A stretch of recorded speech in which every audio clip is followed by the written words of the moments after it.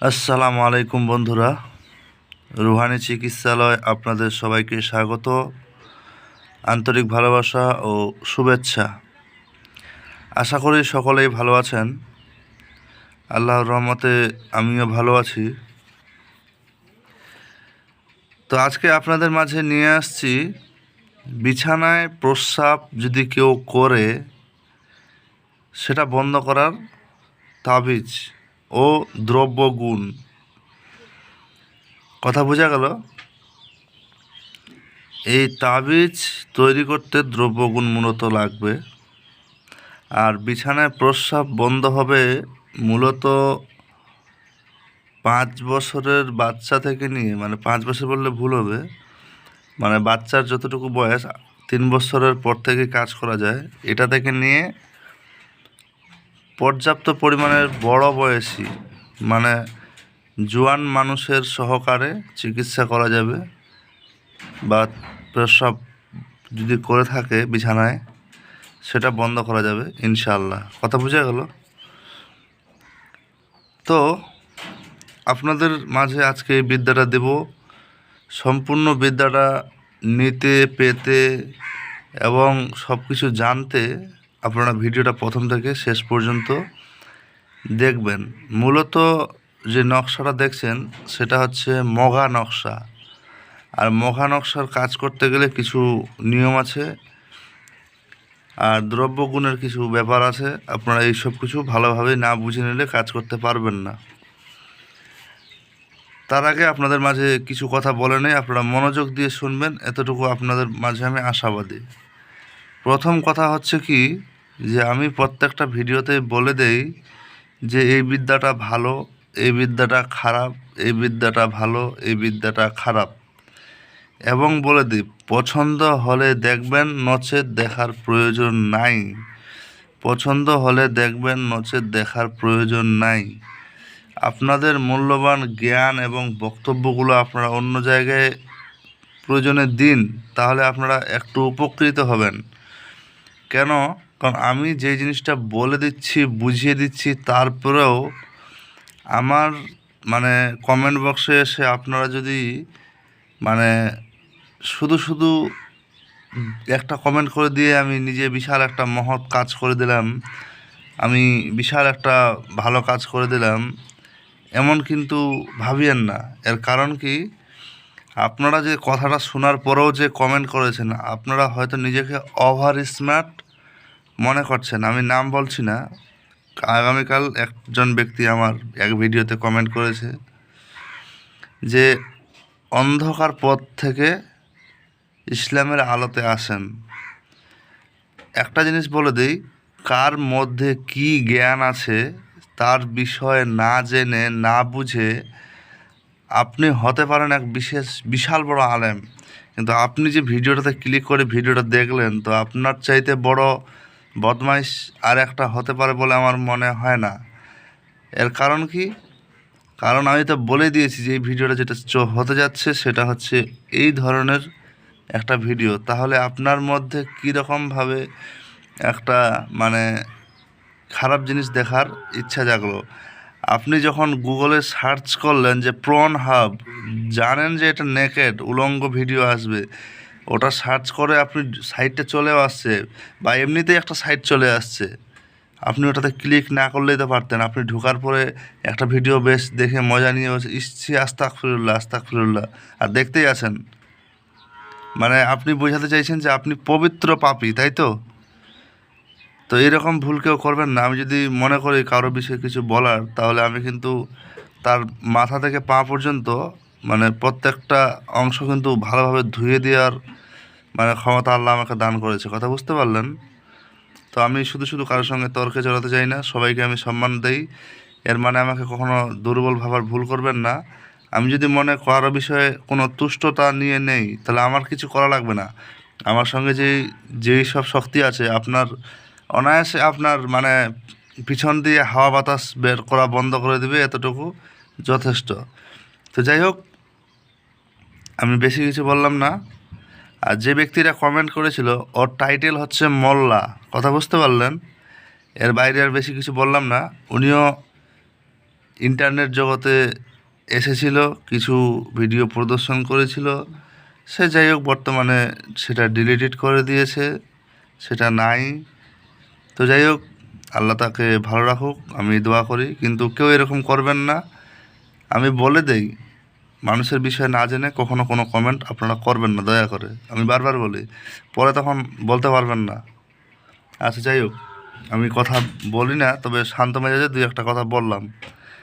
বিছানায় প্রস্রাব করিলে এই তাবিজ আর দ্রব্যগুণ, তারপর নিয়ম।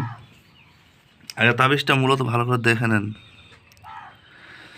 মগা তাবিজ অক্ষর দেখতে একই রকম হতে পারে, কিন্তু যেটা যেরকম সেই রকমভাবেই লিখবেন। এটা 3 এরম মনে হচ্ছে, কিন্তু 3-এর মতোই হতে পারে। যেহেতু আমরা মগা ভাষা সঠিকটা কিন্তু জানি না, আগেই ক্লিয়ার করছি। মগা ভাষাটা আমাদের কাছে একটা সাংকেতিক চিহ্ন মাত্র। তো এই সাংকেতিক চিহ্ন যেরকম থাকে সেরকম যদি আমরা না লিখি, ফলাফল তো পাবো না, উল্টা ক্ষতি এটাতে হবে না যদিও, তবে ফলাফল পাবো না। বাংলা কথায় কথা বোঝা গেল? নকশাটা ভালো করে দেখে নিন। এই নকশাটা লেখার নিয়মটা হচ্ছে কি, যে আপনারা লাল কালি ব্যবহার করতে পারেন, এতে কোনো সমস্যার ব্যাপার নাই। সবচাইতে ভালো প্রত্যেকটা কাজের জন্য জাফরান কালি ব্যবহার করা। কথা বুঝতে পারলেন? আপনারা যদি কোনো শিব মন্দির বুঝেন, কোনো শিব মন্দিরে যদি পুজো হয়ে গেছে এরকম কিছু সিঁদুর যদি পান, সেই সিঁদুরটা যদি গুলে কালি করে আপনারা লিখেন, তাহলে এটা মারাত্মক কাজ করবে। আমি কিন্তু বলে দিলাম। কথা বোঝা গেল?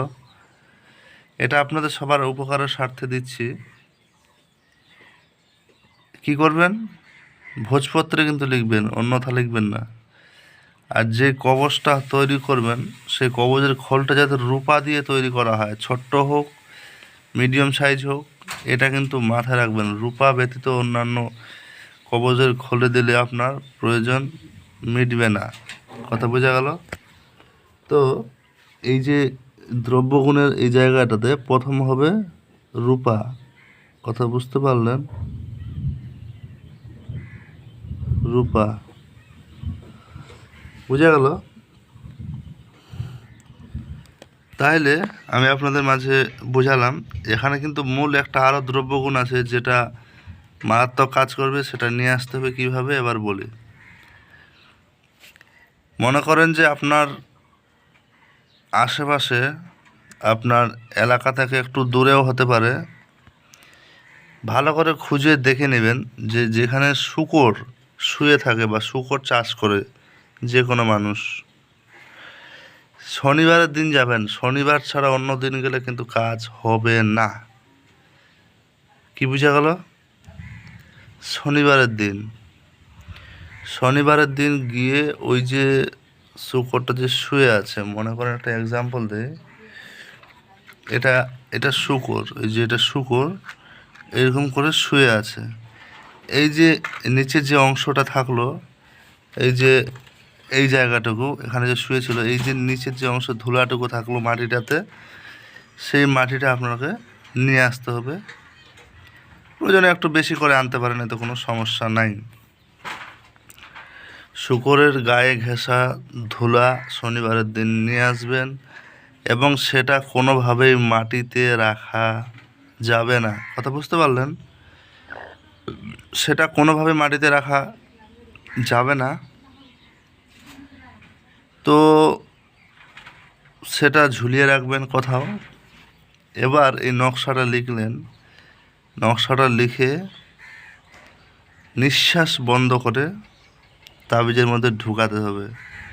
তার আগে দুই একটা জিনিস মাথায় রাখবেন। নকশা জাগাতে হয়, নকশার মধ্যে আগরবাতির ধোঁয়া দিতে হয়, দিয়ে নকশাটা জাগিয়ে ওই নকশাটা রূপার মাধুরীতে ঢুকিয়ে দিলেন। দেওয়ার পর এরপরে ওই ধুলাটা কিঞ্চিত পরিমাণ নিয়ে ওই খোলে দিয়ে দিলেন। 3বার দিবেন ধুলাটা দিয়ে। আর একটা জিনিস বলতে ভুলে গেছি কথার মাঝে, নকশার নিচে কিন্তু নাম লিখবেন। কী নাম? অমুকের পুত্র অমুক বা অমুকের কন্যা অমুকের বিছানায় প্রস্রাব করা বন্ধ করিলাম। কথা বুঝতে পারলেন? আজীবন এটা লিখবেন। তাইলে কি হবে? তার প্রস্রাব বন্ধ হবে। এটা করার 3 দিন, মানে প্রথম দিন থেকে কাজ হয়, তারপর 3 দিনের মধ্যে থেকেই ফলাফল হয়ে যাবে ইনশাআল্লাহ, এতে কোনো সন্দেহ নাই। তবে একটা মারাত্মক একটা বিষয় আছে যেটা আলোচনা করে দেই। যদি এটা আপনাদের মানে কোনো দোষ দোষীর কারণে বা কোনো উপকরণের কারণে হয়ে থাকে, তাহলে ইজিলি খুব দ্রুত ছুটে যাবে, কিংবা বদ অভ্যাস হলেও ছুটে যাবে। কিন্তু যদি অসুস্থতা যদি বেরিয়ে যায়, যে আপনার মনে করেন যে পাইপেই লিক আছে, কথা বোঝা গেল? কিছু কিছু বাচ্চা আছে যে একটু ভয় দেখালেই পেনে মুতে দেয়। তো ওই লিকেজ যদি ওরকম হয় বা ওটা রোগে পরিণত হয়, তখন কিন্তু আমাকে বললে আর হবে না যে দাদা এরকম বয়স এরকম ব্যক্তির কাজ করেছিলাম, কাজটা তো হলো না।